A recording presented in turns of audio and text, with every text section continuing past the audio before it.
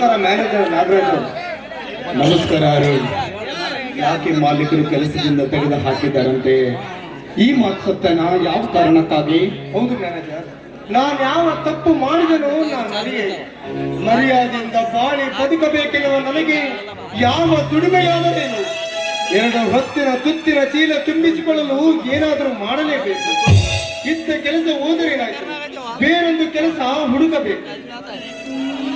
ಅಲ್ಲಿಯವರೆಗೂ ನಿನ್ನ ಮನೆಯ ಸಂಸಾರದ ಗತಿ ಏನು ಅಂತ ವಿಚಾರ ಮಾಡಿದೆಯೇನು?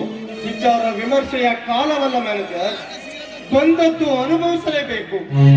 ಸ್ವಲ್ಪ ದಿನ ನಾನು ನನ್ನ ತಂಗಿ ಉಪವಾಸವಿದ್ದರೂ ಚಿಂತೆ ಇಲ್ಲ, ತಾಪತ್ರೆ ತಪ್ಪಿದ್ದಲ್ಲ ಮ್ಯಾನೇಜರ್. ಏನು, ನಿನಗೂ ಒಬ್ಬ ತಂಗಿ ಇದ್ದಾಳ?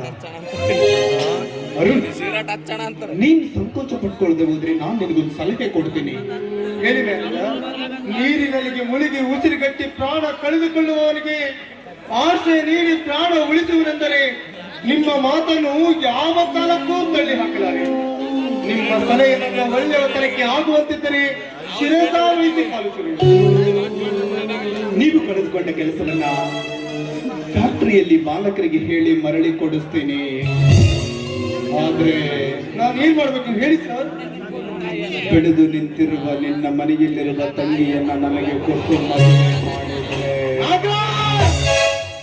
ಕೆಲಸದ ಆಸೆಗಾಗಿ ಪ್ರಾಣಕ್ಕಿಂತ ಹೆಚ್ಚಾಗಿ ಜೋಪಾನ ಮಾಡಿದ ನನ್ನ ಒಡ ಹುಟ್ಟಿದ ಸಹೋದರಿಯನ್ನು ನಿನ್ನಂತ ಮಾನವೀಯತೆಯ ನರಿಯದ ಕಾಮದ ಕುಳ್ಳಿಗೆ ಕೊಡಲೆ?